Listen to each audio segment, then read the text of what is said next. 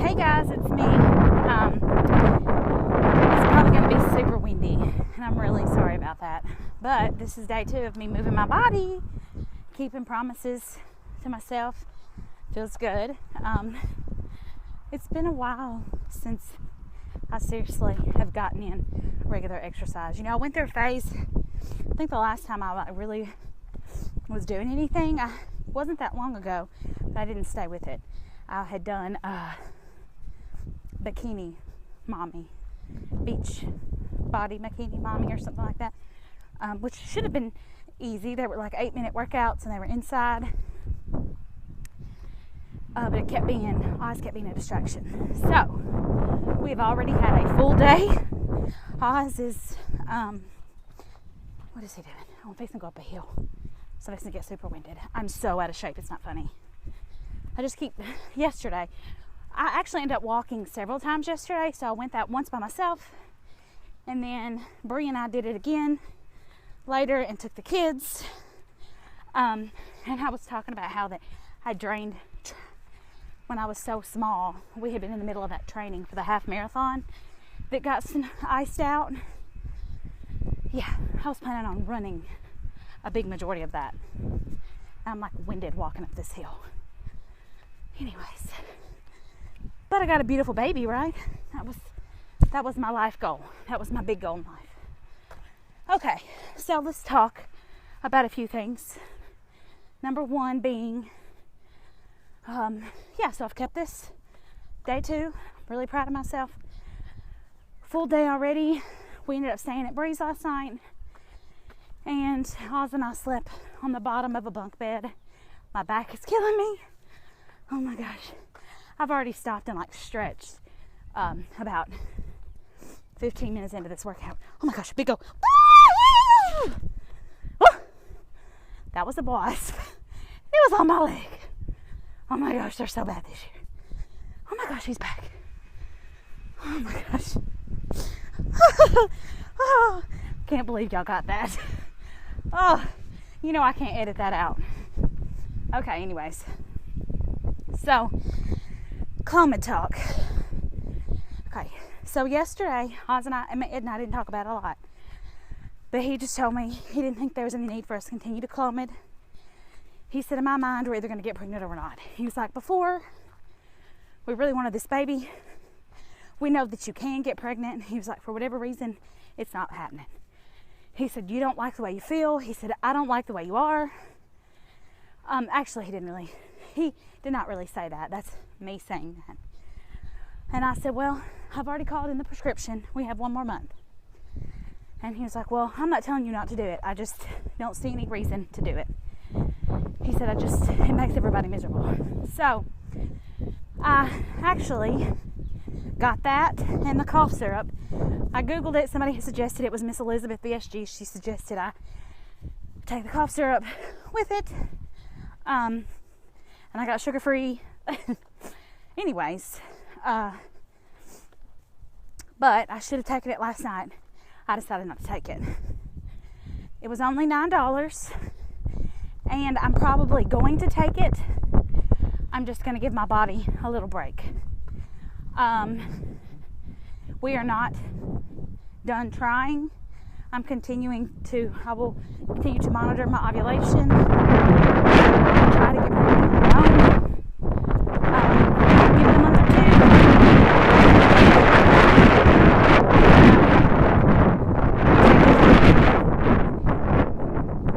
2. If it doesn't happen without it. So, that's where we are with that. I feel like I need a break. And me continuing to take it month 3 technically doesn't really increase our chances. I mean, it increases our chances, but it doesn't increase our chances as far as, taking it 3 months in a row or anything. Nothing like that. I still have not heard back from my progesterone level. Last time I had to call them, and then they finally called me back and told me what it was. It really makes me angry. Also, let's talk about my bariatric surgeon. So, you guys know I started making videos after I had weight loss surgery. But pre-op, my initial surgeon's office was Centennial in Nashville. And I went to this big seminar there, and they were so friendly, so nice, and so helpful. And they told me that day at the seminar that they could not do my surgery because my insurance didn't cover them. But they gave me exactly my insurance requirements. They didn't tell me where to go, but they gave me my requirements for my insurance and were just super helpful. So I finally called my insurance, which is what I should have done from the get-go, and they gave me places I could have surgery. So I did that. I called Vanderbilt. I had to start all over again with their services, and from the get-go, I was never super impressed with them, ever. Several people would ask me where I had surgery, and I would always say, this is where I had surgery, this is the surgeon I used. They were nice, but the majority of things I knew, I learned on my own from researching in YouTube and making friends on YouTube. They didn't ever tell me anything that I didn't already know, nor did they tell me anything other than doing my surgery. They really didn't do me any favors. When my last visit that I went, I was pregnant, and I had already gained a little of my initial 180 pounds back. But they never saw that. At this point, I was at 150 lost. And nobody could believe that I had lost 150 pounds. They were like whispering about it. The doctor came out of the room and started telling other people, and that I was able to keep it off. It was just really weird. So I don't know if the success rate there is not as high. I don't know, but I can tell you why. It's because they are really not very supportive. Anyways, so going through all this, you guys know that I reached out to Vanderbilt. I actually had Brianna email them, who is the smartest person I know. She's really good with words. It was a beautiful email. Through this myhealth@vanderbilt.com that I have a login for. That way you can contact your surgeon and not have to make a visit. Now keep in mind, it's been a couple of years since they've seen me. That I don't have an issue with. And I felt like they would want to say, we really need to see you. But I also thought, since I had all the information faxed to them, I gave them all the information, and I also told them that there had been insurance change. I had contacted them before and said, this is what, right after I had Oz, my 3-year visit, I said, I have an insurance change. I don't think I'm going to be able to afford to come see you guys this year. I would love some contact information. I'd love to talk to somebody to figure out how much a visit might be so that we can save up so that I don't have to miss the visit. Well, they gave me the information to contact the insurance lady, who basically told me she couldn't give me a price because she wouldn't know how much it would be because they might do blood work and things, which is fine. I get that part.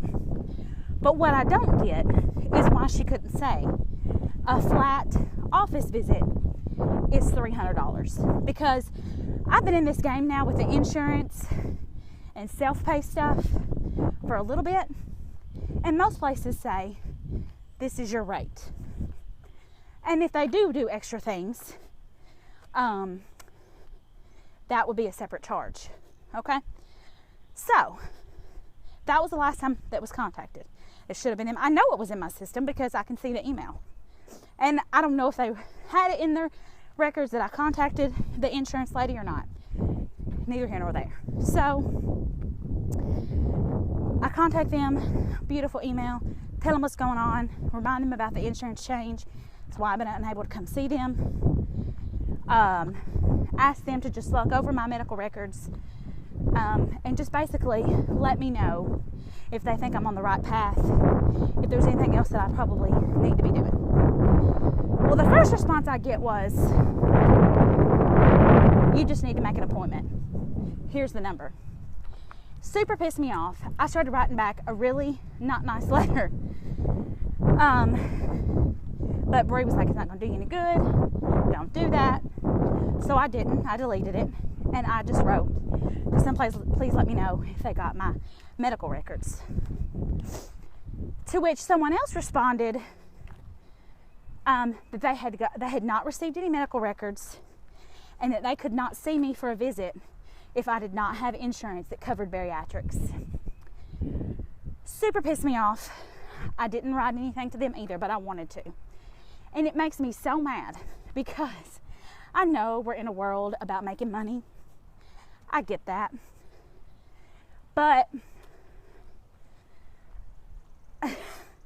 I just don't understand that logic. Listen, I know you guys. I know some of you guys who have had bariatric surgeons reach out to other bariatric surgeons or reach out to you or FaceTimed you or contact you or FaceTimed with your regular physician to help you in your situation. So I guess long story short is, even though it's way too late for that, is they're not going to be helpful in any way as they were in the beginning. So, as they weren't in the beginning, I would love to know what their success rate is.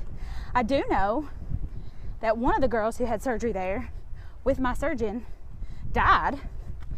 I think I talked about that a while back. I mean, no fault of theirs. I don't know. Supposedly she had a lot of gastro issues. I don't know. I don't know. I'm thinking about filing some kind of complaint. But I just don't understand the unhelpfulness. I get they can't give me a lot of information over the phone. But why do you have that myhealth.vanderbilt? I mean, they could have at least said, you know, from everything you're telling us.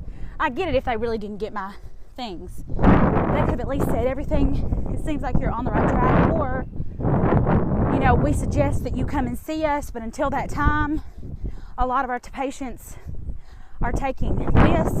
Not only, if they would look back into my records, the other emails are all about me having heartburn and how they don't want me to keep continuing taking that medicine and how I keep saying I have to have this medicine. And I would say, you know, I mean, I've been in this for 3 weeks and I'm miserable. I can't not come off this medicine. So, I don't know. I'm just so outdone with the whole thing. I mean, I guess it doesn't matter. They're not benefiting me in any way. I just hate it. And I'll tell you, I don't recommend Vanderbilt. Don't go there. Anyways, here's the other funny thing. Another friend of mine from YouTube, well, Facebook and YouTube, she contacted me on Messenger and told me some things that happened with her and what her surgeon has suggested. She even said, I know my doctor would be willing to talk to your doctor if we need to do something like that. And she's in Canada. Like, I just don't understand. I just don't understand. I mean, I know they see 1 bajillion patients, and I'm one little person. But I don't know. I don't know. I guess if I go in the Better Business Bureau and complain about them, that'd be fancy time, wouldn't it? Fancy time. Fancy time, lady time, all the time. It is lady time. Maybe that's why I'm in a pissy mood. No clomid. Okay. This video's like 1,000,000 minutes. And I gotta get back before my kid wakes up. Alright, guys. See you later. Bye.